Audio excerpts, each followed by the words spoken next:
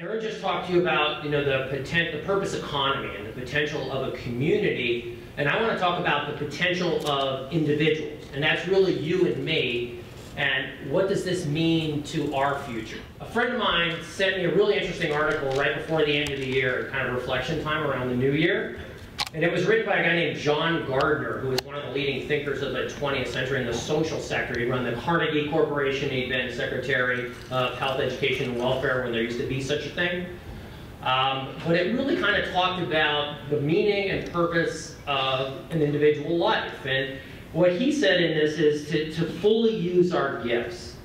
And I'm going to talk to you about venture philanthropy and impact investing. You're going to say, like, what does that mean? But I'm going to try to paint a picture where it talks about an opportunity to fully use our individual gifts to have a bigger impact with our life. And I think that's one of the real upside potentials here. And I'm going to frame it in the context of my journey. So I started out like a lot of us did. I wanted to be a professional athlete. First I wanted to be an Olympic gold medal swimmer. That didn't work out. Then I wanted to be #1 in the world in tennis. That almost worked out, but not quite. So then I decided to become a scientist, because that's a logical thing that athletes do next. And so, I decided then I wanted to win the Nobel Prize, in biology and medicine. And I failed at that too. So then I went into the biotech field, and I wanted to kind of be the Bill Gates of biotech, and sell my company for like $80 billion. And I was a couple zeros short of that. So far I screwed up. So I kind of felt like Abraham Lincoln in 1850 never won anything he'd run for. And then I just stepped back and said, okay, now what am I going to do with the rest of my life? What's the potential? And I decided, okay, I'm going to focus a little bit on social innovation and see if I can understand what it means, and then see if I could crack that code. So I got involved in something that's called venture philanthropy. Anybody think they know what that means? Because I'm not sure I do, and I've been doing it for 10 years. But what it really means is to be a venture capitalist. And it's not just to invest your money, but it's to invest your time in helping build businesses, and to invest your social capital in the networks you know. In venture philanthropy, it's classically applied just to nonprofit organizations. And in impact investing, it's classically applied to for-profit. But frankly, it's all the same thing. It's a venture capital-like approach. We're going to take treasure, our financial capital. We're going to leverage our intellectual capital, our ideas. We're going to combine that with our social networks to help build great organizations and build out great ideas. It's really pretty simple. And as Kurt pointed out in his introduction, it's all about, learning, investing, and connecting. Because it turns out even Bill Gates, after 5 years, finally had to admit, you know what, even with $30 billion, I can't solve these problems. Right? So we actually have to work together to solve these problems. So for me, I started as we talked about in this venture philanthropy field in Silicon Valley, the real simple model that people, get together to pool a little bit of money and to experiment. We still do our own investing on the side of the nonprofit sector, we still do our own investing on the side of the for-profit sector, but we have this thread, this one thing that we do together, and that's our university. We play with that money as a way to learn. And we learn by doing that. We make investments. We figure out how to be good foundations or good venture capitalists. And then we build relationships with those people. And at the end of the day, it turns out money's really important, right? And making good investments is really important. But social capital is more valuable. And that's why networks are so important. So I'm going to talk a little bit about that. So for me, I started in venture philanthropy in Silicon Valley. And that was a filter for me. That's where I learned to find the needle in the haystack. Where was the next Google? Where was the next Facebook of the social sector? And how could we help build out those organizations? So for me, I got involved in organizations that teach kids to read who can't read. And I got involved in organizations to teach teachers how to really teach, not what you learn in school, but when kids are having a riot in the back of the room and they come with knives or guns or they're not respectful, how do you actually create a learning community out of that? So that got me really interested in building nonprofit businesses. And that's kind of where I was. I was a venture philanthropist. I kind of was on the straight and narrow, and I was doing really good. And then I thought that was a really good idea for me in Silicon Valley, so that should be everywhere. So for the last 7 or 8 years, I've been building that model out globally, including working with Kurt for a number of years here about how to do that.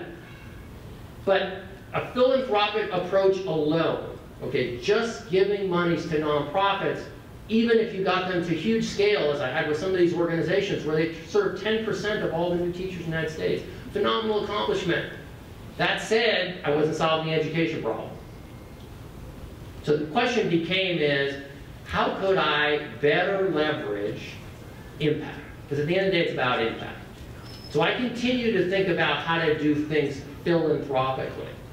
But I also now really think about how to do things from an impact investing. And for me, impact investing is I want to make a return, but I also want to have a big impact. So let me just paint a picture for you what that means to me. So 9 years ago, I started out in the real estate business. I've been, as a thread in my life, been playing Monopoly since I was about 4 years old, and I just kind of continued as I became an adult. And about 9 years ago, I started investing in housing for the disabled because I saw all these disabled people that were institutionalized, and it was costing society about $75,000 a year to warehouse them. And my thought was, if I could create a turnkey living situation where they were supported in that living situation, then they could not only not cost society $75,000 a year, they could figure out ways to work part-time and become taxpayers. So I started in that thread of business for me on an impact investing about 9 years ago. And that's been phenomenally rewarding. And because it's real estate, those market returns have been nearly as good as any real estate investment trust that you could invest in. So that got me excited about what I call evergreen capital. And that is, how do I take that $1 and recycle that dollar and make that grow and continue to invest it in other things? And it also got me excited because what investing does, it's different than philanthropy. In philanthropy, we give the dollar away. In investing, we'd like to see a return. Sometimes that return is going to be higher, sometimes that return is going to be lower, but we like to see a return. And because we like to see a return, we place much more emphasis on, is this a business model that will scale? And the only difference here is that we want to scale return on investment and we want to scale impact. That's it. And each one of us decides how that blend is for us. It's kind of like how we make our coffee in the morning. Some are black, some are with sugar, some are with cream and sugar. And that's a personal variable. But it's all about impact and it's all about investing. So for me, that shift began because I wasn't, from pure philanthropic plays alone, seeing the impact on society that I personally wanted to see. So I stepped back and said, you know, this venture philanthropy world has been fantastic because I've made this huge network of people who really want to share their talent, who really want to come together socially to make change. And then I married that with this idea of impact investing, which is evergreen capital plus really cool ideas that could scale really big and have a big, compelling return on investment. And what I found through that, and why I've been so adamant about building something here in Utah and building it around the US, and I've spent a lot of time in Asia and a lot of time in Europe doing exactly the same thing, is that we need a place where we can learn. It's just like anywhere else when we started out. Any business that we've been in for a long time, we learn by doing, right? It's an apprentice job. I mean, you go to school, but you actually learn by doing. So you need a place where you can learn. You need a place where you can invest to build a portfolio to make mistakes. And then you need a place to connect with people and have community. And those, as Aaron just talked about, are basic human needs. We need those. We need a place. It's part of the civic infrastructure. And I think it's part of the civic infrastructure that's important. And that's why I'm excited about Purpose Investor Network. We talked about why Utah is the place, but I also wanted to talk about why places like Silicon Valley and other cities around the US, Seattle and a number of others, are looking for people to collaborate with. Because there are great ideas all over the place, and if those ideas are really good, they have the potential to be everywhere. So it's not just to share financial capital, but it's to share talent through that capital, and it's to share social networks through that capital to be able to build transformative things in a new way. And the way I look at it, again, it's just giving ourselves more access to high-quality ideas, leverage financial resources, leverage talent, and leveraging networks. So I've kind of been on this journey, and for me, what were two disconnected universes, which were the philanthropy world with a venture mindset and the investing world with a venture mindset, are beginning to overlap.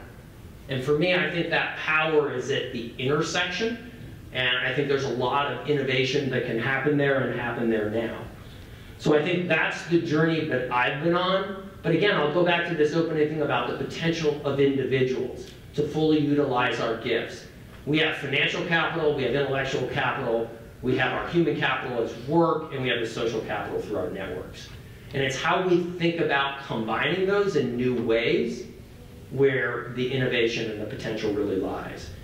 So for me, seeing the changes that are needed and also the changes that are possible, now is the time for this.